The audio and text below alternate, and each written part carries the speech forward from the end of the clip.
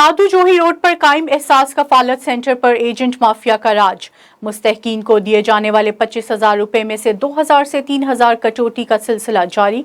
मुतासरीन खवातीन ने हुकूमत से मुतालबा किया कि एजेंट माफिया के खिलाफ नोटिस लेकर जिम्मेदारान के खिलाफ कार्रवाई अमल में लाई जाए। मजीद इसी हवाले से जानते हैं दादू से हमारे नुमाइंदा A1 TV असगर खान मलाह से। जी असगर, आगाह कीजिएगा। जी अभी मैं मौजूद हूँ दादू जोही रोड एहसास किफालत सेंटर में। तो यहाँ पर सैलाब मुतासरीन और बरसात मुतासरीन वफाकी सरकार की तरफ से 25,000 रुपया ऐलान किस्त लेने आए हैं। तो अभी उनसे पूछते हैं कि वो किन मसाइल का शिकार है और 25,000 रुपये रकम से गैर कानूनी कटौती आज भी 2 से 3,000 हो रही है या नहीं।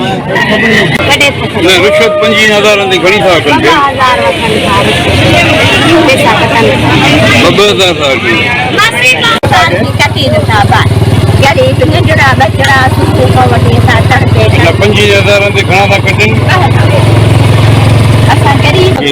कितनी कटौती करते हैं? 2,000।